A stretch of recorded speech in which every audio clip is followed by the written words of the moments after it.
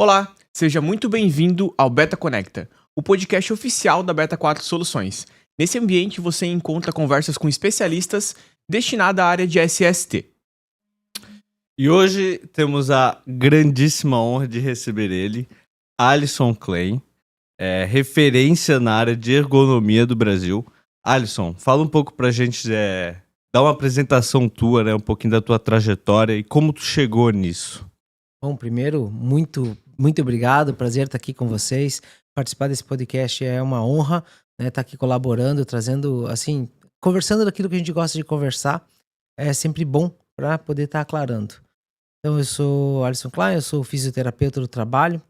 Trabalho com essa área de fisioterapia do trabalho, com ergonomia há cerca de 25 para 26 anos. E nesse período desenvolvi projetos em múltiplas empresas e tanto conduzi a carreira acadêmica quanto a carreira profissional. Fiz uma migração de área de atuação há pouco tempo atrás, quando eu vendi a minha empresa de consultoria, que já tinha lá 20 e poucos anos de experiência, de vida, né, com 550 em projetos de implantação de ergonomia, e aí migrei para uma área de desenvolvimento de software, desenvolvimento de inteligência artificial, aplicado à ergonomia, aplicado a isso. Foi uma migração muito interessante, e eu acho que até um pouquinho disso a gente vai poder conversar bastante aqui hoje. Legal. E hoje atuo, então, com essa gestão mais estratégica dentro das empresas, criando soluções e desenvolvendo como que a inteligência artificial pode colaborar com o dia a dia dos profissionais de ergonomia de uma forma geral. Legal, bastante tempo na área já, né, Alisson? Um pouquinho. Um pouquinho. Um pouquinho. Perfeito. Então, gente, hoje o assunto é ergonomia. Se preparem, relaxem, peguem um cafezinho e vem com a gente, que com certeza, se você atua na área de SST, esse tema é muito importante para você. Certo, Alisson, para conversar um pouquinho com uma polêmica, defina pra gente o que é ergonomia.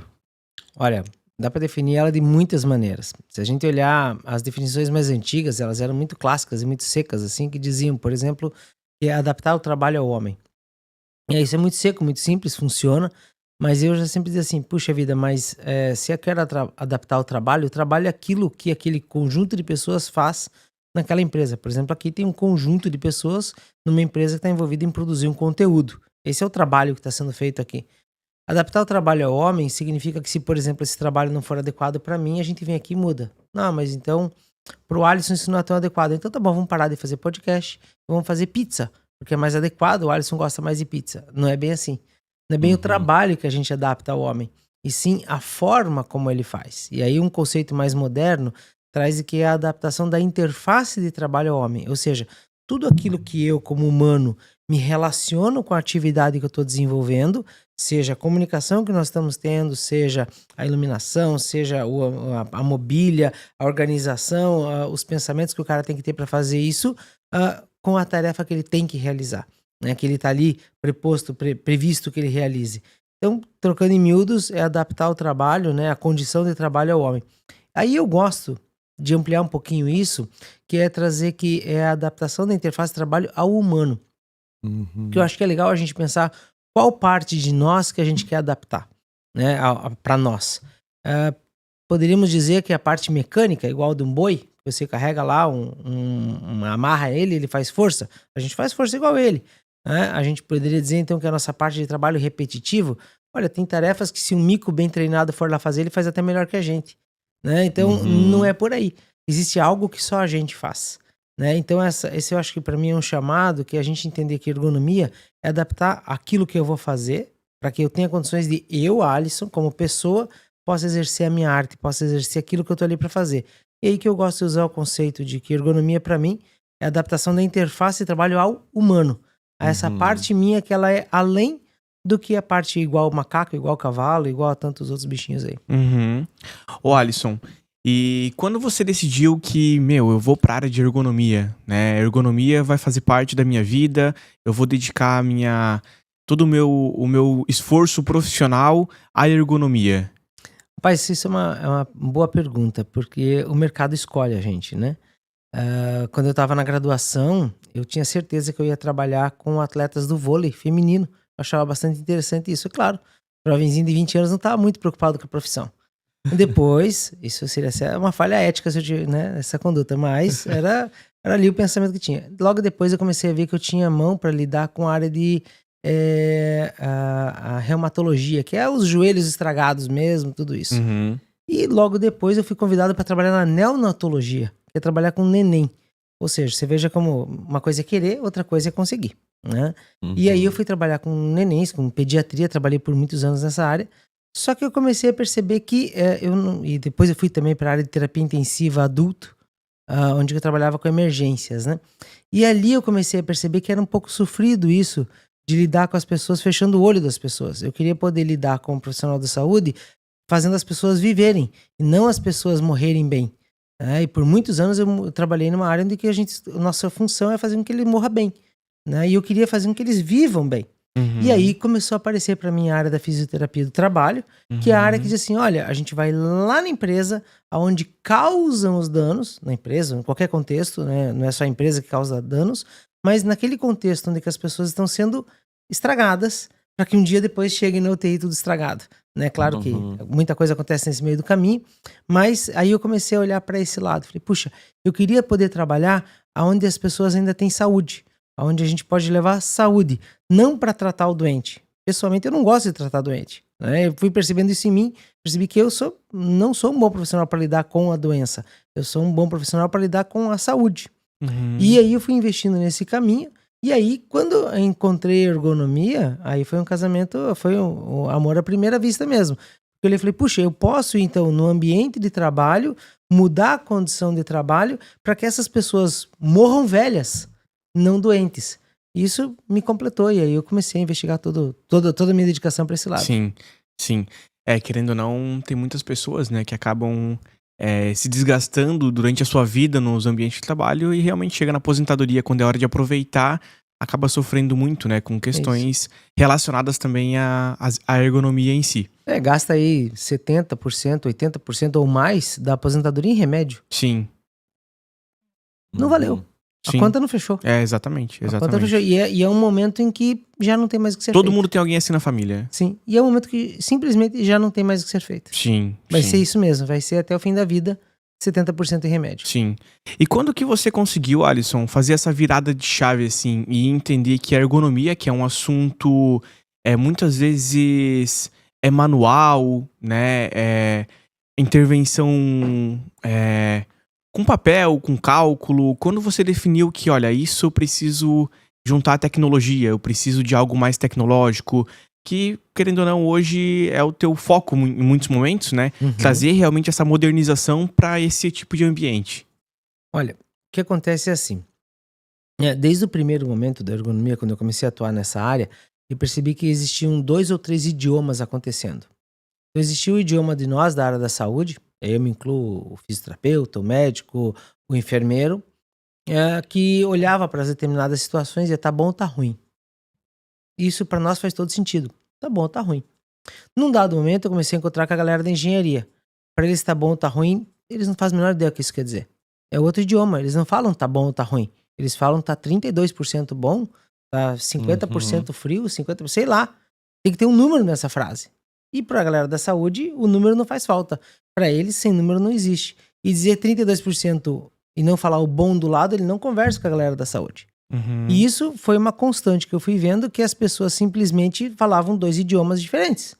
E eu cansei de participar, teve uma reunião, foi muito marcante, uma implantação de uma obra de 20 mil pessoas que iam trabalhar, eu estava no hall principal, lá no gabinete principal, e aí, de repente, o gestor da planta vira para o engenheiro de segurança e fala assim, qual é o investimento que a gente tem que ter aqui, qual é a reserva de caixa que a gente tem que ter para óbito? Aí o engenheiro fez as contas e falou, olha, eu estimo que entre 2 a 4 óbitos é possível. A galera da saúde pulou da cadeira, queria se matar. Ele falou, como 2 a 4? Não vai morrer ninguém aqui. A gente não vai morrer. Aí ficou todo mundo olhando pra gente. Não, mas é uma obra com 20 mil pessoas, com tal periculosidade, estatisticamente morre gente. Não, enquanto a gente estiver aqui, ninguém vai morrer. Porque o profissional da saúde, ele é treinado para que ninguém morra na mão dele. O tempo todo, o pensamento é esse. O cara pode morrer do que quiser, menos daquilo que eu posso evitar. E aí, esse conflito ali me chamou muita atenção. Eu falei, puxa, para eles isso faz sentido calcular que vai ter uma reserva de capital, porque pode ter um óbito nessa obra. Para nós não fazia sentido algum. Todo o dinheiro que a gente queria era para que não tivesse óbito. Não teve nenhum óbito na obra. A gente venceu. Não que eles quisessem que tivesse a morte ali, Uhum. mas era uma questão de logística, é uma questão de gestão. E na gestão você tem que se precaver com as possibilidades. E no tempo, o que foi acontecer? Logo que eu comecei também, foi até um pouquinho antes desse fato, eu comecei a trabalhar com a docência da pós-graduação de ergonomia.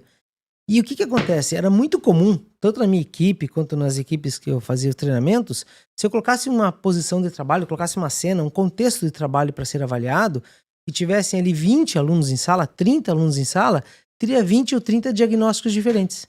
Então, simplesmente, não havia, além de serem dois mundos que não têm o mesmo idioma, Uhum. e aí a ergonomia tenta ser esse idioma neutro no meio do caminho, porque ela fala a linguagem dos números e fala a linguagem da qualidade de vida. Tinha a questão de que entre os profissionais que estão nesse meio do caminho, eles não se entendem. Não se entendem. Você mostra uma mesma situação de trabalho, vai ter 10 pessoas ali, vão ter 10 pessoas dizendo de que faixa que tá aquilo. 10 diagnósticos diferentes. E aí, conforme foi passando o tempo, eu já tinha uma equipe, estava na época com 60 profissionais de ergonomia fazendo avaliações nas empresas, fazendo tudo isso, e o meu grande desafio era esse. A gente chegou a ter ISO 9001, chegou a ter tudo isso, e eu jogava para isso o tempo todo. Eu quero que o cliente, quando recebe o nosso documento, não saiba quem foi que escreveu ele. Porque ele possa ser escrito pela empresa de uma tal identidade que todo mundo compreenda esse documento e ele seja absolutamente compreensível, seja pelo engenheiro, seja pelo médico lá da empresa. Mas que ele saia de uma forma não subjetiva. E não deu certo. Não conseguia fazer. Eu, cada vez que pegava um documento para ler, eu sabia. Esse pedaço que foi escrito pelo Beltrano, esse aqui pela Mariazinha, esse aqui pelo Pedrinho, eu sabia. Claro que eu conhecia muito bem minha equipe e isso facilitava, mas se eu percebia, alguém podia perceber. E aí essa busca continuou. E veja que aconteceu o seguinte, em 2006, eu já tenho isso me incomodando muito, eu fui atrás de fazer mestrado e eu escolhi a área de fazer lá na engenharia mecânica. Justamente porque eu queria viver o mundo dos engenheiros. Precisava entender como eles pensam. E lá na mecânica a gente chegou muito perto de uma boa tecnologia para isso. Na época, a gente chamava de escaneamento digital de postura. Só que não deu certo. A gente só conseguiu fazer estático. O dinâmico era impossível de ser. A gente não conseguiu fazer nas empresas. Não conseguiu. Tentamos vários protótipos. E aí ficou guardado isso lá. E aí isso foi em 2007, 2009, quando eu terminei lá, 2008, terminei mestrado e ficou. A tecnologia da época influencia muito também, né? Muito. O que acontece? A tecnologia da época permitia a gente, pra gente ter uma informação de dois canais de informação, assim, você tinha que ter no mínimo 2 câmeras. E você não consegue levar 2 câmeras para dentro de uma empresa. Não funciona. Aqui a gente tem esse universo de câmeras, aqui tá tudo setup certíssimo. Antes teve um profissional ali cuidando de saber que estava posicionado, tá tudo medidinho certo. O ambiente de trabalho não é esse. O ambiente de trabalho, isso aqui é o céu para eles. É tudo zoado. Totalmente zoado. E o trabalhador sai daqui, atravessa, vai lá pro outro lado e volta. Como é que você faz com todo esse setup de câmera aqui para fazer isso? Então a tecnologia não permitia. E aí em 2019, veja como vai um tempo, uma publicação na China. Os chineses lá, até eu gosto de registrar isso, que a minha professora me mandou um artigo às 2 da manhã, alguma coisa assim. Tanto eu quanto ela, a gente devia estar tomando vinho, alguma coisa assim. E ela mandou, eu tava indo dormir. E aí chegou a mensagem, né, professora Maria Lúcia, Alisson, leia esse artigo que os caras resolveram aquele problema que você não conseguiu resolver. Pô, não tem provocação pior, né? Não. Você indo dormir, quer dizer, alguém fez um treco que você não 2 da conseguiu manhã, fazer. né? Eu dei as costas pra cama e voltei. Minha esposa falando, você vai? Eu falei, vou ler o artigo? Tu acha que eu vou dormir agora? Olha aqui. Olha a mensagem que a professora Maria Lúcia mandou pra mim. Preciso ler esse artigo. Aí fui ler o artigo, desgraçadamente, e os caras resolveram o problema que eu não tinha conseguido resolver 12 anos atrás. Que era de como extrair a informação de uma forma de câmera comum. Porque era o que a gente queria. E os caras conseguiram resolver. Então, é muito isso, sabe? É o desenvolvimento da tecnologia para permitir que a gente possa trazer ela para esse mundo. Não tinha como trazer IA há 20 anos atrás. Não tinha como trazer câmera há 50 anos atrás. Era irreal. Não existia. Simplesmente não fazia parte da realidade de ninguém. E ali começou, então, quando eu consegui fazer o primeiro protótipo funcionar junto com a minha equipe. Na verdade, eu não sou programador, eu não sei fazer isso, mas quando eu me juntei com uma equipe, formei com mais 3 sócios, um pool de profissionais que conseguimos fechar isso, a nossa Power Band lá, e quando eles conseguiram fazer aquilo funcionar, eu falei, cara, acabou, virou o mundo, virou a chave. Nesse momento eu falei assim, agora eu preciso democratizar isso, fazer com que todo mundo tenha acesso a isso. Fidelize seus clientes. Invista no seu portfólio de treinamentos normativos. A Beta 4 é a sua plataforma de treinamentos. Potencializa os seus resultados. Gerencie o seu tempo e pare imediatamente de gastar energia em processos cansativos.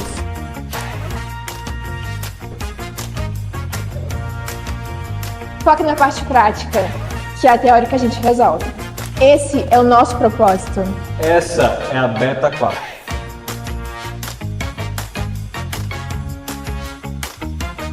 Que legal, cara, que legal. E hoje a gente também vive, né, esse boom, esse mercado que tá muito excêntrico com essa atualização da NR1. Eu queria que tu conseguisse ponderar pra gente, conseguisse trazer aqui pro nosso espectador qual é a ligação entre a NR17, né, que é a tua especialização, é onde você focou, né, toda a sua vida praticamente, né, como tu mesmo disse aqui pra gente. Então, todos os caminhos te levaram até a ergonomia e hoje você é um profissional excelente nessa área e referência dentro do nosso país. Obrigado. E como é que essa NR17, ela conversa junto com essa atualização da NR1? Perfeito. Bom, obrigado pelos elogios aí. Imagina. Eu tento fazer bem feito o meu trabalho. O que acontece? Até quando saiu isso, né, virou uma temperatura muito grande entre os profissionais. Os grupinhos do WhatsApp ferveram com esse negócio de nova NR1 e tal, né? Todo mundo fervendo com isso. Aí eu olhei para aquilo e falei, puxa vida, mas tem alguma coisa errada nessa história. Eu já vi esse filminho, né? E aí eu fui buscar alguns documentos meus lá da época de 2001, 2002, e eu encontrei que já tinha nas minhas avaliações ergonômicas, desde a primeira, os quesitos que estão hoje na norma. Falei, peraí, mas se estava no meu documento, isso não brotou na minha cabeça. Eu segui algum referencial. Aí eu fui investigar. No manual da NR17 já apontava. Já aparece, né? A 17 de 90. Na verdade, o que acontece é que muitos profissionais leem a norma como se fosse um checklist de sim ou não. Não lê ela no contexto. E aí a coisa estava escrita, mas, quer dizer, o conteúdo estava lá, mas não estava escrito. E aí faz com que não peguem. Qual que é a relação? A relação é muito forte. A relação é muito forte e vou reforçar, ela sempre existiu. Porém, o que acontece agora? Agora, com a mudança no termo da 17, quando ela fala que tem que colocar e tem que colocar nos termos do PGR, ou seja, ela faz ficar claro isso. E o PGR, ele nada mais é do que uma publicitação, publicar aquilo que foi visto pela empresa. Porque antigamente isso ficava escondido no PPRA, no PCMSO, no programa de ergonomia, numa gaveta qualquer da empresa. Agora com o PGR a coisa ficou um pouco mais aberta, não tem muito para onde guardar esse negócio, né? E aí, ainda mais com o social, a coisa fica muito aberta. A empresa comunica, né? Então ela tá trazendo. Então qual que é a relação assim? O NR1, quando ela fala de que você tem que ter a gestão completa, você tem que ter a visualização dos fatos e tem que ter a coleta de dados e tem que ter, dentro do GRO, a gestão disso acontecendo. Quando ela aponta que conforme a 17 também tem que trazer para cá o psicossocial, ela traz a importância da gente olhar para a condição de trabalho também sobre esse aspecto. Isso tem muito a ver com o momento que a gente está vivendo. Não tinha como falar disso na década de 20 anos atrás, porque há 20 anos atrás, por mais que a doença psicossocial, o problema psicossocial já acontecia, a doença mecânica, a doença física ainda era muito doída. Então, a gente é muito difícil de lidar com duas dores ao mesmo tempo. Tu foca no que te traz... Dói mais. No que dói mais, né? No que te traz, agora de novo, né? Estatisticamente falando, que te traz uma porcentagem maior. Isso. E naquele momento eram questões mecânicas, físicas, né? Há 10 anos atrás era a gente perdendo a mão e morrendo no trabalho. Ainda morre gente? Ainda morre. Mas nem de perto com o que morria na década de 80. Nem de perto com os braços e dedos que se perdiam na década de 80. Sim. Então isso ainda existe, mas foi caindo. Então a coisa vai achatando para que a outra coisa a gente possa perceber. Então a relação muito forte é a empresa, se ela quer contratar alguém, ela tem que cuidar do ser humano como um todo. E aí não tem conversa. É o ser humano do ponto de vista físico e do ponto de vista psicológico também. E o próximo nível que a gente vai ter, com certeza, é olhar para esse trabalhador como alguém que tem um chamado na sua vida. Por que você nasceu? É claro que isso não é preocupação da empresa. E nunca vai ser. Mas só que a empresa permitir que ele exerça ali o porquê que ele nasceu, o seu chamado de vida, N linhas que podem chamar isso de várias maneiras, você vai ter isso acontecendo. Então já prevejo que essa vai ser daqui uns anos, nosso próximo podcast aqui. Nossa próxima Nossa próxima conversa? A próxima conversa eu tô imaginando que vai ser a gente discutindo propósitos de vida. Uhum. Por que o cara trabalha, né? E esse chamado interno que ele tem que vai fazer com que ele escolha trabalhar numa pizzaria ou trabalhar num podcast. Né? Então, por algo, ele tá aqui e não tá lá. Sim, né? sim. Então, a relação eu vejo que é isso. Mas nesse momento, a relação é como é que eu faço com que a pessoa venha, trabalhe e não saia daqui sem condições mais de fazer outra coisa. No fim, a NR17 acaba interferindo bastante, né, nessa avaliação dos psicossociais. Muito, muito. Ela tem um aspecto dela importante. Todo mundo fala do psicossocial. Mas a gente tem que pensar o que causa um problema psicossocial. Uhum. O que causa um problema psicossocial é um problema organizacional.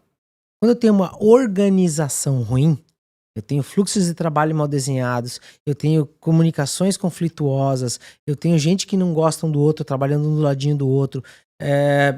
Eu tenho pessoas que vão adoecer. Mas veja que eu não coloquei ali o cara querendo que ele adoecesse. Eu coloquei o Zé e a Mariazinha com a esperança de que ele fosse fazer tal tarefa, ela fosse fazer tal tarefa e a tarefa fosse feita. Mas em algum momento o Zé e Maria não se dão, em algum momento o Zé começa a fazer coisas que são ruins para Maria, Maria começa a fazer coisa ruim para Zé e está acontecendo dentro da empresa. Então, quando a gente fala de organização do trabalho, é relação entre pessoas. No final da história, os nossos riscos como seres humanos são sempre problemas relacionados na relação entre pessoas. Uhum. Às vezes é a relação entre o chefe e o chefiado, né? Às vezes é entre o chefiado e um cliente, né? Posso trazer um exemplo para vocês aqui de uma vivência? Claro. Não sei se cabe aqui. Por favor. Claro. Uma vez eu fui chamado para fazer uma análise ergonômica, isso tem uns 15 anos, de um grande hotel lá do Paraná. Era para fazer a avaliação ergonômica da recepção. Eles iam fazer um protótipo de uma nova recepção. E eu cheguei para fazer essa avaliação e tal, aproveitei, o hotel muito bom. Devia ter dito que ia levar um mês para fazer o trabalho e não uma semana, né? Mas então eu tava no hotel e então eu comecei a avaliar. E a gente criou um mockup. Mockup é quando você cria um protótipo, onde o cara vai trabalhar. E era o cara da recepção que ia ficar ali. E no mockup que a gente criou, conforme eu desenhei, ele ia ficar muito próximo do cliente, porque era um tipo de cliente mais que estava em recreação, hotel de férias, não hotel de serviço. Então ele ia ficar mais próximo e tal, tinha uma relação assim um pouco mais aproximada. Quando a gente colocou isso, o rapaz da recepção falou, ele ajeitou, se colocou, daí a gente tinha um cliente padrão que estava ali do lado, que era o médico do trabalho da empresa, ele chegou assim, ele olhou pro médico e falou assim, ele deu um passo para trás assustado e falou assim, não, aqui ele pega a minha gravata. Aí foi aquele silêncio, eu mesmo estava analisando, eu falei, caraca, eu não considerei a gravata dele em momento algum, por que a gravata dele participa disso? O que a gravata dele tem a ver com isso? Aí eu parei tudo e falei, amigo, me conta, por que ele pega a tua gravata? É porque ele pega a minha gravata. Eu falei, não, mas por que ele pegaria a tua gravata? Aí me contaram toda uma situação que acontece nesses hotéis de resorts, assim, que você pode comprar em N companhias do mesmo hotel, mesmo plano, mesmo pacote. E cada uma tem um preço. E o preço que aparece na telinha do cara é o preço que ele poderia ter pago. E às vezes o cliente vem ali, vê o preço e descobre que ele pagou mais caro do que poderia ter pago e quer resolver a situação. E às vezes o cara não tá lá muito bem ali na hora e resolve resolver as coisas com esse rapazinho que tava ali. E não tem nada a ver com o pato. E já tinha acontecido de um cara ter ido lá, pegar ele pela gravata, jogar pro lado de fora e batido nele. Então ele já tinha apanhado de um cliente sendo arremessado por cima do balcão do hotel. Quando eu contei aquilo, eu falei, bom, o próximo passo é um balcão de 2 metros. Né? Porque eu não posso nunca. Então você veja só. Vai ter um distanciamento. São coisas que você... muito bruto. E são coisas que a gente não vai entender se não tiver ali no dia a dia, né? E aí vem a NR17 dizendo que a gente tem que estar junto com o trabalhador. Junto. Então veja ali, esse rapaz já tinha vivido um trauma ali, uma situação, não tenho ideia como diagnosticar isso, mas para ele, a questão do cliente estar muito perto, o que para mim era uma coisa joinha, do ponto de vista até de marketing, o cara do marketing estava achando massa pra caramba, não podia. Porque ele já tinha se exposto a um risco, a uma condição, que ele sofreu ali uma situação de agressão de um cliente, de um hotel 5 estrelas. Se isso acontece no hotel 5 estrelas, gente, o que acontece no resto? Né? Então, veja só, num hotel desse nível acontece esse tipo de coisa. Então, risco psicossocial é relação entre pessoas. Nesse caso, a empresa não tinha nada a ver com isso. A empresa não causou esse problema, mas possibilitou que ele estivesse frente a um indivíduo, no mínimo, desequilibrado. E aí a gente teve que criar toda uma situação até o diferente. Então, veja como o psicossocial participa da análise ergonômica de forma brutal, Uhum. né? Pra gente não ter um cara perto de outro em risco. Interessante.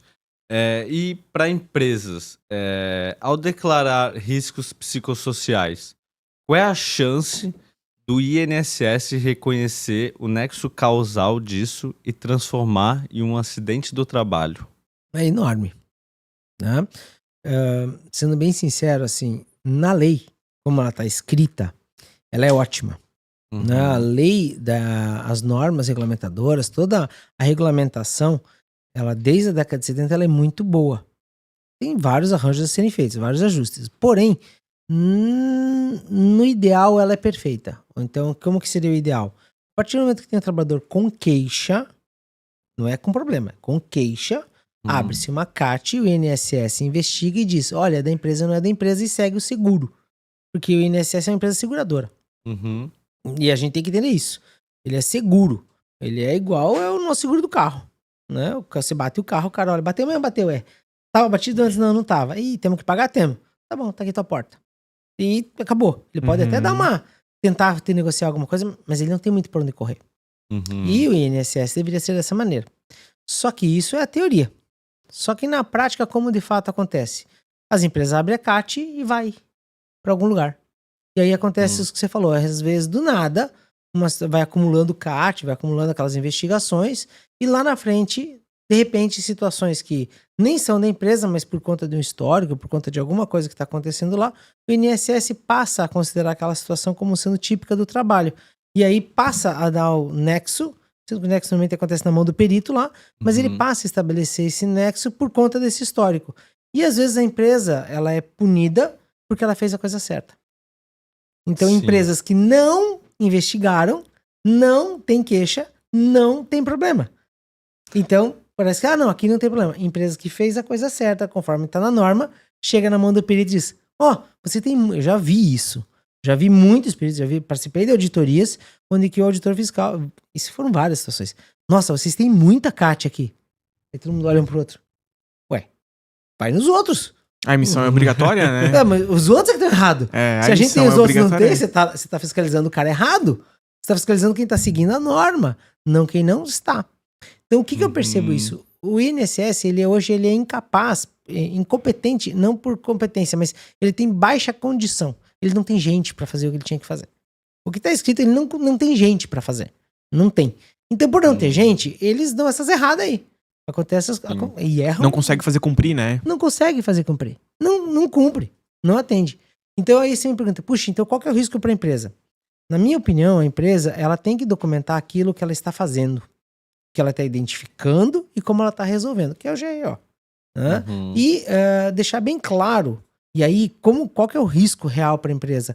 É quando ela pulveriza o risco para todo mundo. Então, por exemplo, ela identifica que em determinado setor tem uma sobrecarga mental por um ritmo de trabalho muito acelerado. E ela diz, aqui na minha empresa tem esse risco. Mas ela tratou de alguma maneira, tipo um GHE da vida, alguma coisa assim, e pegou a empresa inteira, de ponta a ponta com a mesma situação. Nessa hora, ela amarrou uma corda no pescoço umas 3 vezes e jogou a cordinha pra cima. Quem puxar a cordinha, enforca ela. Então, o que acontece? Qual é o risco? O risco é de você fazer mal feito. Se você identifica, trata, tem nos documentos, bem identificado, quase que no CPF. CPF é o mundo perfeito, mas ele é muito caro. Então é quase, sempre assim, não vamos no CPF que ele fica meio caro. Dá pra fazer? Dá. Mas vamos um nível acima, né? Você já consegue pegar isso e aí você não cai mais na mão de você estar literalmente colocando no jornal um problema que você tem. Mas não tem. E aí é claro que o INSS ele tem que fazer o papel dele. Né? Então o INSS não é um inimigo, ele é o segurador. A gente tem que ter muito claro o papel de cada um, mas só que ele tem que estar aquilo que você informa é aquilo que você informa. Então você tem que saber como é que você está informando para que ele possa fazer o trabalho dele. Aí ele vai poder, o INSS vai poder dar o seguro para quem ele entende que tem que dar o seguro ou não. Nós entramos até naquela, né? É melhor declarar ou não declarar? Então assim, também... Uma coisa que eu aprendi na vida é que mentir não vale a pena. Né? Mas também é o seguinte, você não tem que contar tudo. Sendo bem sincero, né? Registra aquilo que a norma pede, mas o mais importante é trate. Sim. Se a empresa está tratando o problema, a questão de que se ela informou 5%, 10%, 20% do que deveria, ou 99%, não interessa qual é, vai ser um ajuste técnico em uma medida administrativa no máximo. Diz, puxa, eu gostaria, o órgão fiscalizador pode chegar assim, gostaria que você tivesse informado melhor. Ah, tudo bem. Mas o mais importante não é se ela informa ou não informa, é se ela está cuidando. Se ela está avaliando, está gerenciando isso de verdade, informar ou não informar é o detalhe. Por isso que eu digo assim, o problema não é se você está contando tudo ou não está contando tudo, o problema é se você está mentindo. Aonde que é problemático? Quando vai lá e diz, não, eu não tenho problema. E de fato tem um inferno de problema aqui e nem está olhando, nem está mapeando. Tá fechando os olhos, né? Tá fechando os olhos. Aí é mentira. Aí é mentira. Aí a coisa fica séria. Então, o tanto que você vai contar é o tanto que você entende que está adequado ali, que funciona. A norma não é tão explícita em dizer qual é o tamanho da informação que você tem que pôr. As coisas que você tem que estar informando. Tem que estar gerenciando isso. Tem técnicas para isso. Tem até mesmo termos adequados. Para você não literalmente contaminar quem não está envolvido com a situação. Né, de dados, né? Sim. E se a gente declarar, né, isso, tive ali um afastamento, foi considerado que era, né, tinha a ver ali com risco psicossocial, como isso interfere no meu FAP? Tem algum tipo de alteração do que os demais acidentes acabam interferindo? Ou segue a mesma linha? Tem alguma variação por conta do psicossocial em si? Quando saiu o NTEP e saiu o novo modelo do cálculo, né, do FAP, eu vibrei com isso. Falei, cara, que ideia boa. A ideia é boa mesmo. Porque ela faz com que a empresa ela pague mais imposto se ela não cuida direitinho dos trabalhadores e ela pague menos imposto se ela cuida direitinho. Basicamente é essa a linha. O problema é que a equação não está tão óbvia assim. Né? A equação dá um trabalho danado. Né? E ela tem um efeito demorado. Tem até alguma jurisprudência no sentido da inconstitucionalidade disso por conta da variabilidade do tributo. E um tributo não pode ser variável. O tributo tem que ser previsível. E então, se ele é imprevisível, ele é ilegal. Então, existe até já discussões. Então, eu vejo que hoje o NTEP, ele dá mais pano para manga para advogado e para juiz do que para gente aqui, como deveria dar. E tem muitas empresas que pagam o valor incorreto, né? Acabam não calculando da maneira correta. Isso. E aí, você acaba tendo problemas depois, porque é um problema mais tributário do que de saúde do trabalho. E aí, quando vai entrar nessa área tributária, eu já acabou a minha base de conhecimento, mas eu enxergo muito isso. As empresas tendo muito mais gasto com advogado trabalhista do que com engenheiro, com equipe de saúde e segurança. E a norma NTEP, quando foi criada, ela era para justamente que a empresa gastasse mais com o time de saúde e segurança e menos com o governo. Mas o dinheiro tem para os advogados. Nada contra eles, mas só que alguma coisa está errada nesse processo. Então, sim, quando você tem um afastamento, seja ele qual for, você muda teu NTEP. Você está impactando sobre ele e pode sim aumentar teu FAP. Isso gera um custo. Eu tinha um cliente que uma vez a gente fez um cálculo para uma situação deles, eles tinham uma usina que estavam fazendo longe, e lá, se alguém se machucasse, era mais negócio mandar um helicóptero buscar esse trabalhador do que deixar ele ficar um dia afastado. Porque o impacto que ia ter ele afastado, 0,00 alguma coisa no FAP por conta do tamanho da empresa, o faturamento dela pagava um monte de helicóptero. Sim. Né? Então, é isso que a gente tem que ter em conta. Então, uma empresa, quando ela é pequenininha, isso não faz diferença. Estamos falando de reais. Mas quando ela é grandona, um trabalhador afastado por qualquer coisa que seja relacionada ao trabalho, e acabe tendo lá um B91, ele vai sim impactar no FAP da empresa, sim vai impactar e pode se tornar muito caro. Até, né, tirando uma dúvida que existe muito nos clientes, né, nas empresas, o que é considerado esse afastamento? A regra é assim, até 15 dias tá no seguro. É a franquia do seguro. Então, quando você bate teu carro, eles dizem pra você, sei lá, até R$3.000, até R$2.000, estragou, o problema é teu. Esses são os 15 dias do trabalhador. Então, qualquer afastamento que ele tem até 15 dias, a empresa paga e pronto. Não se discute. E aí, claro, que se considera, o cara já teve um afastamento. Passou de 15 dias, ele passa a receber algum benefício do sistema, né, da seguradora. Seja ele por doença ou por acidente, tem várias classificações. É considerado afastamento o primeiro dia em que a pessoa não consegue trabalhar por conta daquilo. Então, numa situação de uma reclamatória trabalhista lá na frente, não é o dia que ele teve um afastamento maior do que 15 dias. É o dia que ele levou o primeiro atestado que ele não conseguiu trabalhar. Então, às vezes o pessoal até confunde isso. Ah, não, só é afastamento quando é mais 15 dias. Sim, beneficiário é. Porém, numa reclamatória trabalhista, aquele primeiro atestado de um dia já conta. E às vezes aconteceu muito antes do que esse de 15. Às vezes não. Eventualmente acontece tudo junto. Mas situações mais leves, muitas vezes, que vai cronificando, que o cara vai piorando, o cara tem um de um dia, depois mais um de um dia, daí essa frequência vai diminuindo, daqui a pouco ele tem um de 3 dias, daqui a pouco ele tem de uma semana, daqui a pouco ele aparece com um de um mês, né? Então, do ponto de vista legal, aquele primeiro dia que ele não conseguiu trabalhar por conta da saúde já é o dia de afastamento. Né? Ele não conseguiu trabalhar. E em caso de fiscalização, como os auditores eles vão exigir as provas de que tu tá tratando os problemas psicossociais da empresa? Olha, eu tenho conversado com muitos auditores, porque isso é uma conversa que todos os meus clientes me pedem o tempo todo. E querendo ou não, a gente tem alguns stakeholders nessa história. Nós temos que atender ao auditor, nós temos que atender ao juiz do trabalho, que a tua pergunta tem muito a ver. É esse cara que vai ter que saber lá aquele dia que foi. Tem que atender os advogados, tem que atender ao trabalhador, tem que atender à empresa, aos investidores e tal. Então tem muita gente querendo saber como que isso pesa. E os auditores são um dos principais stakeholders, são um dos principais agentes nesse processo. Porque eles contam para a sociedade como que a sociedade, eles contam para a sociedade o que eles estão fazendo para proteger a sociedade. Né? Que na verdade é isso. Quando um auditor entra numa empresa, ele está ali para proteger a sociedade. Né? Aquela pequena comunidade que está inserida naquele contexto.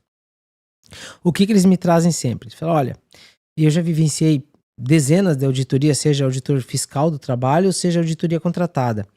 A regra de qualquer auditor de um sistema de gestão de saúde maduro é que o sistema seja funcional. É isso que eles querem. Eles não gostam, nenhum auditor, seja de empresa contratada ou do trabalho, ele não quer ir lá e ver documento, uma pilha de documentos, tá aqui, ó, nossos PPRA, nosso PCMSO, tá tudo feito. Ele não quer ver isso, ele nunca quis ver isso. Antigamente ele era obrigado a ver isso. Né? Tem pavor disso. Eles tinham que ver isso porque estava na norma. Checar se tem PPRA. Agora, a lei mudou, a norma mudou, quando a entrada do GRO, a vida deles ficou uma maravilha.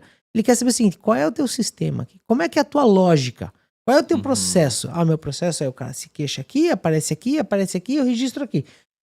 Ok, me mostra um exemplo disso funcionando. Ah, legal. Como é que é o teu sistema de avaliação psicológica? Como é que é a tua avaliação de riscos ergonômicos? A gente vai a campo, a gente mede isso, mede aquele outro, e a gente gera um documento. Esse documento a gente arquiva aqui. Deixa eu ver um exemplo que isso funcionou. Teu sistema funciona.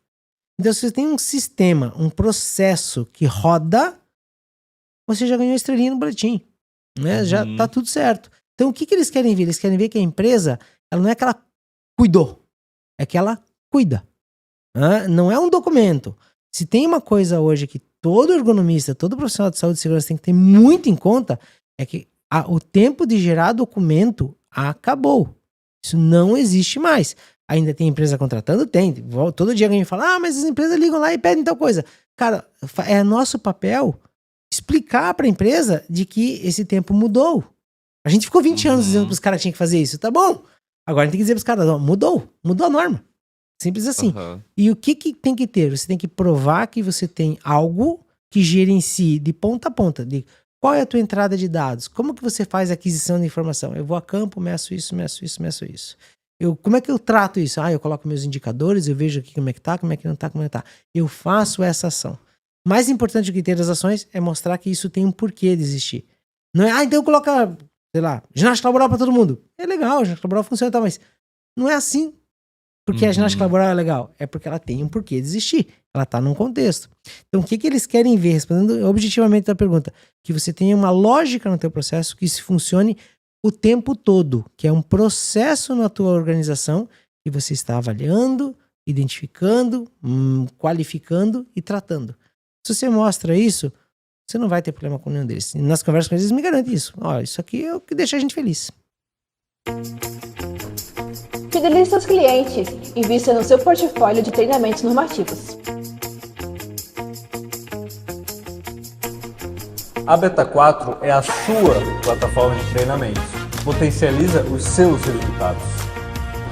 Gerencie o seu tempo e pare imediatamente de gastar energia em processos cansativos.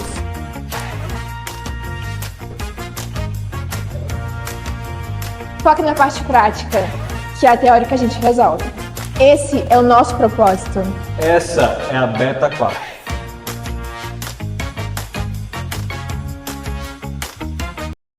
E como trazer isso através de evidências? Como Olha- que eu vou conseguir mostrar isso para um auditor em uma fiscalização, que realmente está acontecendo, que eu realmente estou fazendo isso?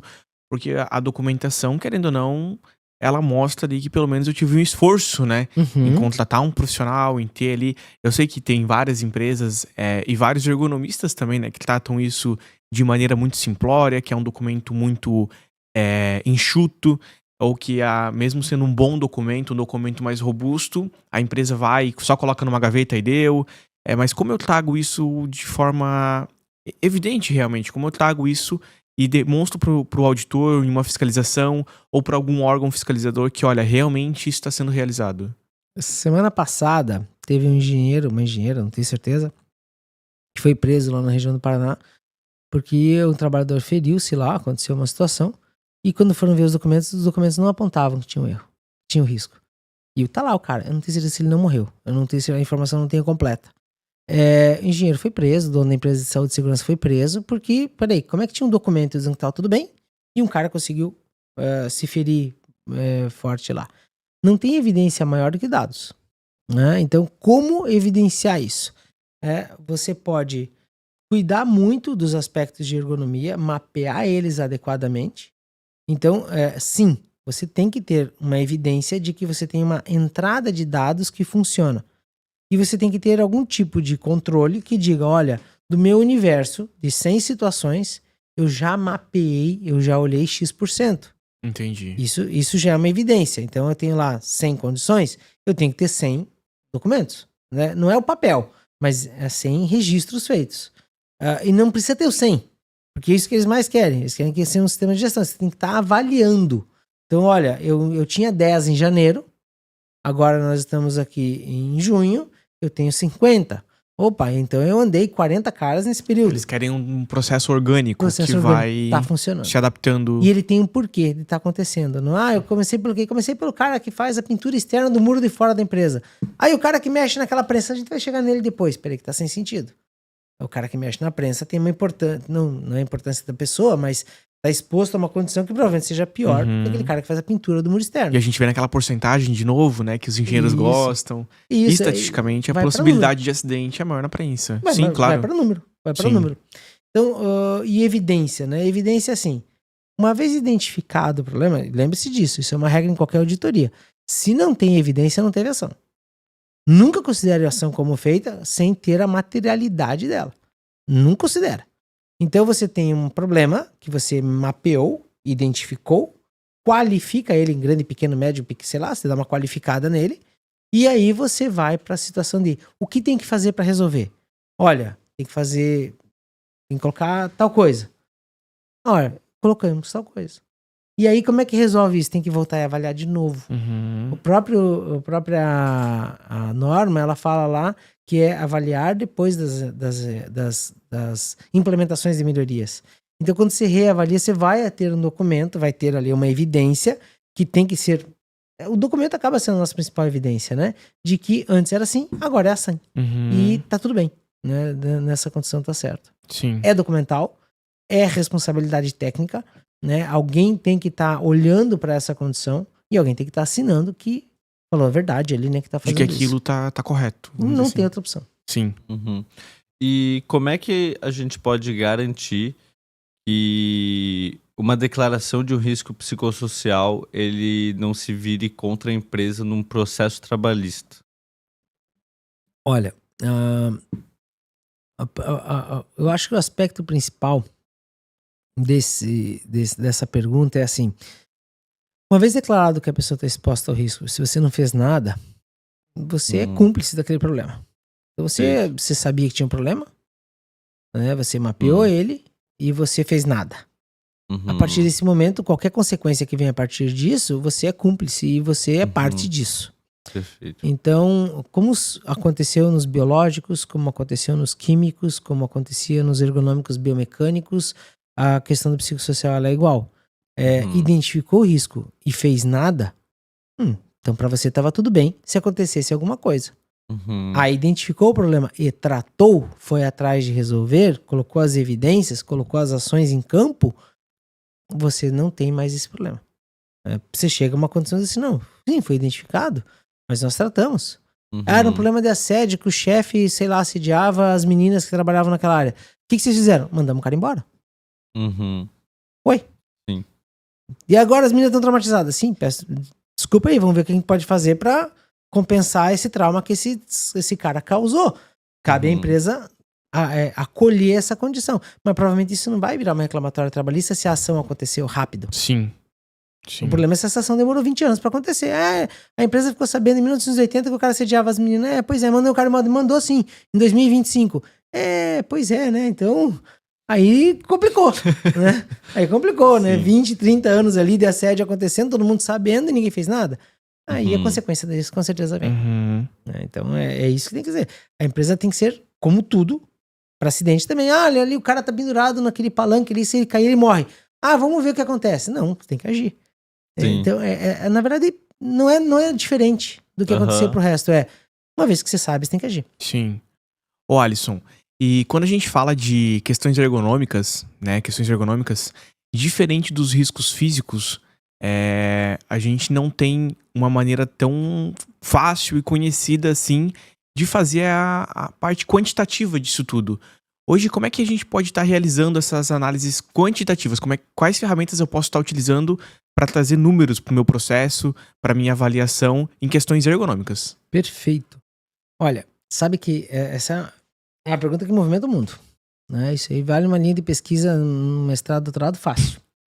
A grande pergunta é assim, muitas vezes, tem uma frase do Galileu Galilei que eu acho ótimo, uso em todas as minhas palestras que fala assim, ele fala assim, meça o que é mensurável e torne mensurável o que não é. Ele, literalmente ele fala, te vira. Acha um jeito de medir isso, né? No passado eu costumava dizer assim, eu ainda trago esse exemplo, em que para qualquer um de nós, que está assistindo aqui esse podcast, chegar num almoço de domingo da família, tá toda a primarada juntada lá na casa do vô, da avó, alguma coisa assim, diz assim, então, pessoal, eu tava trabalhando aqui atrás da empresa e fiquei com uma dor nas costas. Vai aparecer 30 tia com a mesma dor e vai aparecer 200 tratamentos. Passe isso, passe aquilo, coma gengibre, faça aquilo, faça aquele outro. Todo mundo tem, né? Pega um alecrim dourado e bate nas costas. Todo mundo tem uma terapêutica para isso e todo mundo tem esse problema. E você falar isso no almoço de domingo, você é o cara social ali, tá tudo certo. Só é o cara que tá trabalhando pra caramba, tá se ferrando e tá até com dor nas costas pela empresa malvadona que tá te maltratando. Bem aceito. Experimentem no mesmo almoço de domingo assim, pois é, galera, eu acordei semana passada com muita tristeza e tá difícil pra mim trabalhar. É muito pesado pra mim eu ir trabalhar. Aí alguém olha pra você assim, mas o que você faz lá? Eu trabalho no podcast lá, eu trabalho fazendo isso. Aí alguém vai dizer assim, você acha isso pesado? Pesado é o que o teu primo ciclano faz, porque ele é pedreiro, porque ele carrega saco na orelha, ele faz isso, ele faz aquilo, ele trabalha na metalurgia. Vocês têm ideia que é pesado? Aquilo que você faz no ar-condicionado. Que é isso? Cara, você nunca mais vai falar na vida sobre aquilo. Então a nossa sociedade, a nossa cultura, ela é extremamente restritiva a qualquer manifestação de dor psicológica. Hoje em dia a gente está mudando isso, tá? Veja, o tempo todo sendo trazido isso, é importante a gente falar dessas dores. E essa abertura que a gente precisava, né? E eu acho que vai longe pra gente resolver essa questão, mas já tá melhorando. Então, por que não se mede? Porque não se fala. Então hoje não tem métrica, porque simplesmente aquilo o tempo todo era jogado pra debaixo do tapete. Assim como você não falava no almoço de família, o cara não fala na empresa. Como é que ele chega pra empresa, tá lá a galera suada, trabalhando assim, pois é, hoje tô meio tristinho trabalhar aqui. Vai voar um tijolo na cabeça dele. Os próprios coleguinhas não permitem que isso aconteça, porque o sistema engole o cara. E aí a coisa vai acontecer. Então, tu não tem métrica, né? Tu não tem Não tem métrica. Então, tudo é medível.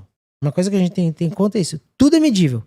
O que acontece é que muitas vezes a gente tem dados tão esparsos que isso tá nebuloso ainda.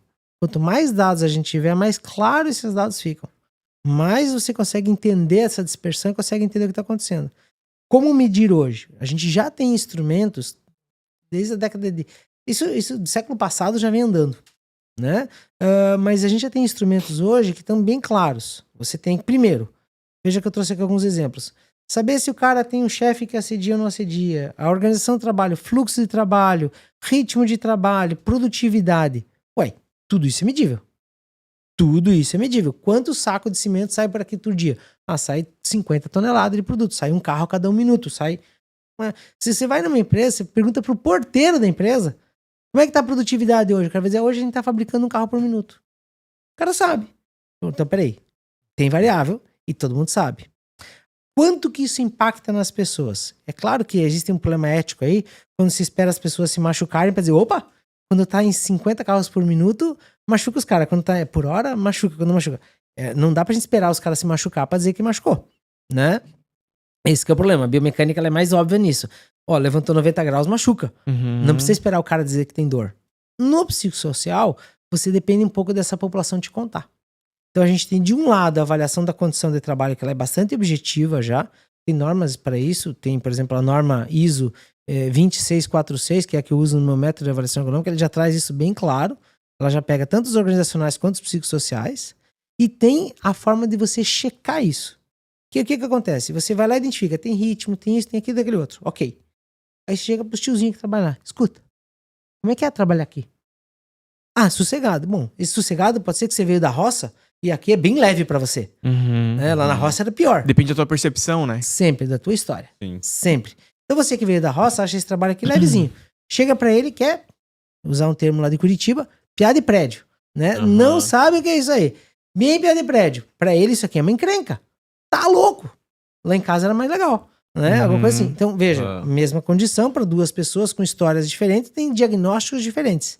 Bom, aí a gente tem que adaptar o discurso e adaptar quem é essa pessoa.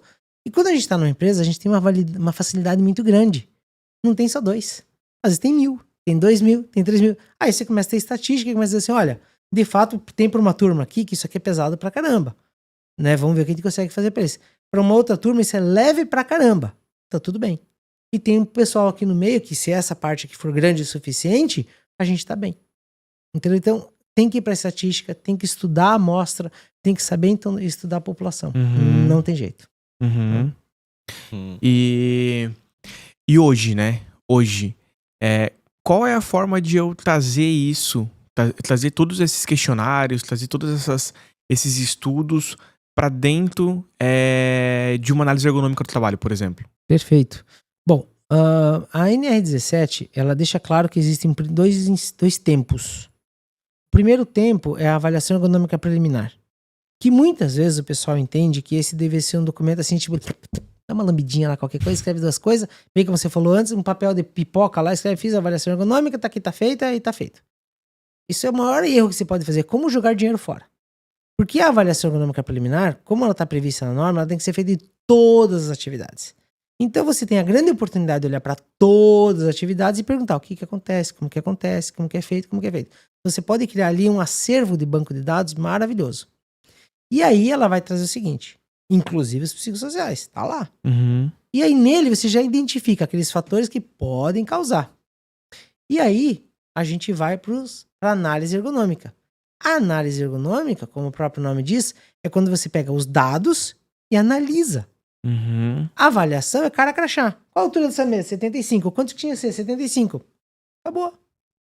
É cara crachá. Você tem uma tabela dizendo o que tá certo e o que tá errado. A medição, tá certo e tá errado. Acabou. A análise é, não deu 75, deu 80. Não tá igual a tabelinha. Não tá. É bom ou é ruim? Não sei. Agora vamos analisar. Vamos olhar para isso aqui. Tá 80. Mas por que o cara faz? Porque eu tenho tá nessa margem de liberdade que eu tenho aqui. Então tá bom. 80 é aceitável. Você analisou esse dado ao contexto. Você coloca ele no contexto. E aí quando a gente olha... Desculpa. E aí quando a gente olha para o questionário que foi realizado lá dentro da empresa automotiva, né? Que foi o exemplo ali que tu acabou utilizando. A gente tem que fazer então uma análise... Entender o que é normal para aquela realidade. Sim. Ou seja, cada questionário, ele pode ser não algo genérico para todas as empresas. Eu posso acabar alterando ele, adaptando ele Tem aqueles que são mais feitos para determinadas populações. Vou trazer alguns exemplos. Assim. Tem um questionário muito utilizado, que é o de Copenhagen, que é o COPSOC. Ele é muito robusto. Só que ele depende do entendimento do quem está preenchendo. Uhum. E aí a gente tem que considerar o seguinte, a grande massa operária, muitas vezes é mal letrada. Né? Muitas vezes nem letrada. Né? Então você vai dar para ele um questionário que ele tem que ter um entendimento de contexto, não é só ler, mas é interpretar a fundo aquilo, não vai dar boa. Os termos utilizados, né, já vão... Os termos utilizados, a forma de perguntar e o tipo de pergunta que você faz. Veja, você tem determinadas parcelas da população que você perguntar como é que você se sente, às vezes é até agressivo. Os caras não estão acostumados a alguém perguntar isso pra ele. Tragicamente. Então você tem que perguntar isso de um jeito melhor, de um jeito que faça contexto pra ele. Então, mais do que as perguntas, é a forma como ela é feita. Uhum. Aí você tem questionários, por exemplo, como o HSE, o NASA, e essa lista de questionários, tá, gente? É grande. É grande. Tem questionário à vontade. Eu gosto muito do HSE.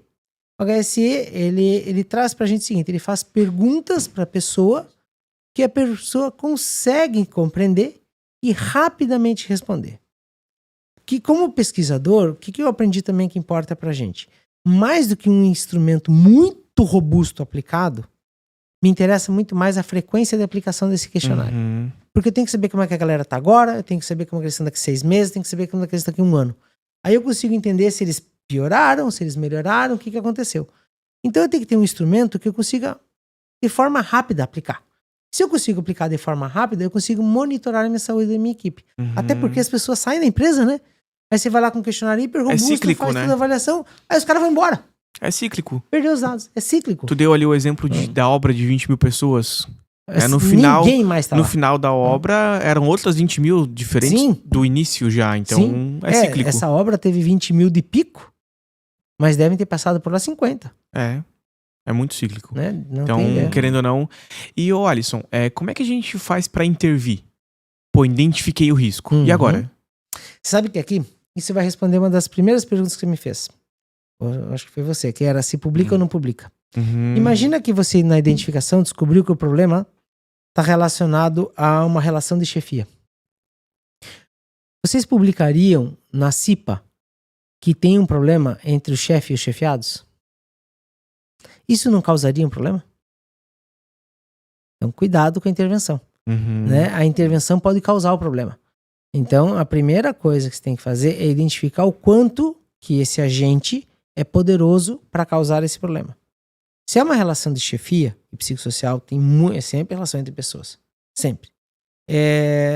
Quem é esse chefe? Eu conheço empresas em que o chefe, a pessoa que comete assédio, é vinculado ao core da empresa. É da família. Não vão mandar esse cara embora. Essa pessoa não vai sair dali. Peraí, então a gente tem que criar formas dessa pessoa não atuar dessa maneira.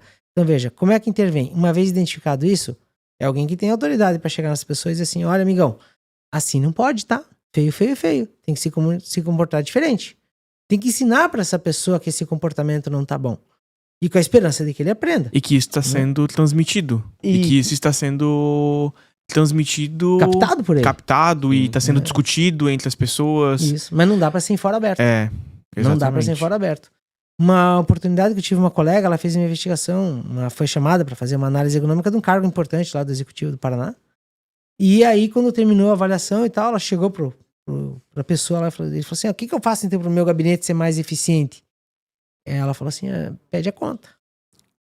Não tem jeito. É você. Você gera problema no teu gabinete. Mas ele falou, não, como assim? Não, assim, ó, se você não mudar esta tua conduta, o teu gabinete não vai ser produtivo. E ele estava aberto ao vício de alguém. Ele ouviu, não continuou, não fez nada e a vida que seguiu. Mas era um direito dele. Né? O gabinete dele continuou sendo ineficiente. Porque isso é uma coisa que todo mundo tem que ter em conta. Quando tem um problema psicossocial, o doente é a última história.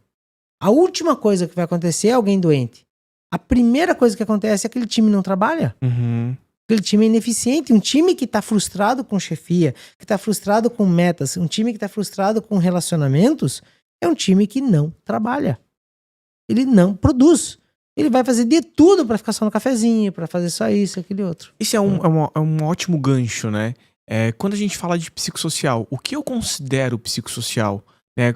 Tirando essa questão que tu acabou de comentar, né? Essa falta de eficiência, essa falta de produtividade de uma equipe que já produziu muitas vezes, né? Uhum. Ou do nada começou a decair. O que mais seria? Olha, a gente olha sempre. É uma questão de olhar contraste, né? Quando a gente olha a desgraça, é melhor do que olhar a coisa quase ruim. Então, olhar o cara afastado por depressão parece mais óbvio pra gente do que olhar o trabalhador que vai pra empresa fazer de conta que tá trabalhando. Então, parece mais óbvio, mas eu acho que esse cara que faz de conta que vai na empresa trabalhando talvez seja mais caro do que tá afastado. Porque ele tá sendo pago e não tá acontecendo a coisa ali. Então, o que eu vejo assim? O que são os psicossociais? É a pessoa que não tá trabalhando com a sua energia adequada, ou a mais ou a menos, porque ele pode estar, eu vou fazer porque eu quero fazer e né, queima no meio do caminho, né? A produção dele tá abaixo do que ele gostaria ou poderia, ele tá desincronizado com o time. Então, vamos lá, problemas psicossociais fáceis de diagnosticar na empresa. Times dissociados, time que roda bem e roda mal. Turno da noite que funciona muito melhor que turno do dia, né? Isso né, outro turno, não necessariamente noite e dia. Quando você pega pessoas que estão, aquela frasinha, né? Como é que fala assim? São jargões que você pega na rádio peão ali que funciona muito bem, quando ele fala assim, por exemplo, hoje dá 10 horas, mas não dá 6 horas, né? O dia não acaba, ainda bem, a gente tá aqui, a gente ganha pouco, mas é feliz, sabe? São frases que você começa a perceber assim, mas peraí, mas aqui é uma relação comercial. Ele era para ter ido pra empresa para receber o salário dele e entregar o serviço dele. Se isso tá desequilibrado, pode ser tanto imaturidade dele, por esperar um tratamento e tá recebendo outro, ou tá ruim. Então são sinais que a gente vai pegando. O risco psicossocial ele tá nisso, na relação da pessoa com a tarefa que ele tem que fazer, com o contexto das pessoas que ele tem que fazer. Se isso não tá harmônico, não tá encaixadinho, as pessoas se dão bem, a comunicação flui. Sai do setor A, vai pro setor B, os caras recebem aquela ordem de serviço, executam o trabalho e segue o baile sem grandes temperaturas, de vez em quando devolve, faltou preencher tal campo e tá tudo bem, o cara preenche, beleza, tá aqui certo, e vai à frente. Se isso não tá fluindo, as comunicações não estão fluindo, você tem um problema psicossocial. Então, um diagnóstico rápido é isso. Se eu tenho um problema de comunicação entre times, se eu tenho um problema de atraso, se eu tenho um problema de presenteísmo, se eu tenho um problema de brigas entre pessoas, eu tenho um problema sério de psicossocial. São os sintomas, né, que a gente consegue pegar ali fácil. Sim. E isso, querendo ou não, muitas vezes destrói com uma equipe, né? Destrói uma empresa em alguns momentos, né? Muito fácil. Porque tu precisa dessa equipe ali alinhada contigo, com focos nos mesmos objetivos que você, né? Entregando aquilo que eu tô esperando dela, né? E que ela muitas vezes, como eu falei antes, ela já te entregou aquilo. Então, tu já tem um ponto pra mensurar, olha, isso aqui é o máximo que ela já me entregou. Isso aqui é o que ela geralmente me entrega. E, putz, do nada tá aqui. Né? Então, realmente, a gente tem ali algumas possibilidades, né? Entra até essa questão de burnout, né? Querendo ou não, acaba se alinhando bastante, né? Com essa questão do psicossocial. Eu vou trazer um exemplo pra você. Existia uma rede de supermercados em Curitiba. Pegava, acho que uma região metropolitana, mas em Curitiba eles eram muito fortes. Claro que eu vou trazer exemplo de Curitiba, porque é meu contexto. Claro. Né? Os caras eram muito fortes lá. Os caras eram donos da cidade. Família conhecida e tal, tudo certo lá. Mercadinho era ótimo, mercados grandes. Tinha tudo que você queria e você era bem atendido. Cara, era o mercado de referência na cidade. Não era um mercado barato, mas era um mercado de referência que todo mundo conhecia. E foi assim por muito tempo. Sei lá, um montão de tempo. Eu era pequenininho, então isso demorou bastante. Porque quando a gente é criança, 1 ano parece que se levou 10, né? Mas os caras existiram por muito tempo. Num dado momento, esses caras foram vendidos para um outro grupo. Chegou lá e falou o seguinte, olha, e essa loja era assim, sempre bem limpinha, os produtos bem colocados e o atendimento sempre cortês. Era o que tinha pra época, e eles faziam bem feito. O over-delivery deles era isso, mas era bem entregue. E chegou um grupo de fora e falou assim, beleza, a gente tem as lojas também espalhadas, só que a gente quer eficiência. Eficiência é o seguinte, por exemplo, lá sempre tinha então uma pessoa do caixa, que fazia, né, na época era digitado o preço, e outra pessoa ensacolando. Primeira coisa que esse grupo de fora chegou, falou assim, pra quem sacolar? Cada cliente pode sacolar sua própria coisa. E a gente sabe que pode. Tem mercados que é assim. Só que, peraí, tinha uma história. Até ali era assim, de um dia para outro, virou outra. Não tô discutindo se tá certo ou se tá errado. Só que houve uma quebra de cultura muito grande. Dali pra frente, as pessoas começaram a atuar com a nova noção, com a nova regra. Só que cultura e regra não se conversam tão rapidamente. Ela vai um tempo. E aí, o que acontece ali? Os trabalhadores começaram a dizer, é assim? Então quer dizer que o negócio aqui é ser seco, é ter resultado é ser seco. E começaram outras coisinhas que eles faziam, que eram no capricho, a não mais fazer, porque entenderam que mudou a regra. A empresa não existe mais. Simplesmente não existe mais. Não existe. Outra rede chegou, outros mercados começaram a crescer, simplesmente nem os prédios, cara, engoliram. E eles não é que eles foram comprados, né? Quando você fala assim, isso pode mata uma rede de supermercado, e a gente sabe que no Brasil, mercado dá lucro, todo mundo que lida com comércio de ponta funciona, basta ter uma gestão adequada, e uma rede que era a mais forte da cidade, era muito forte, em questão de 5 ou 8 anos, deixou de existir. Ali é um exemplo claro disso, de que a mudança da cultura fez com que as pessoas começassem a errar, um problema psicossocial forte, porque perderam a referência do que estavam fazendo e cada um começou a fazer do seu jeito. A empresa não existe mais. Então impacta. Legal. Muito sim. bom exemplo. Muito bom exemplo, na verdade. Gente, o papo tá ótimo, mas vamos ter que finalizar. Já está no nosso tempo. Eu não tenho ideia se eu falei demais ou falei de menos. Aqui eu fico perdido. Passa rápido, né? Passa muito rápido. Passa bem Passa rápido. muito rápido. Alisson, quer fazer alguma chamadinha pro final? Chamar a galera para tuas redes sociais, alguma coisa assim, pra galera te conhecer melhor? Ótimo. Então sejam todos bem-vindos. Tanto no Instagram quanto no LinkedIn. O LinkedIn é minha rede de preferência, que é alisson.klein.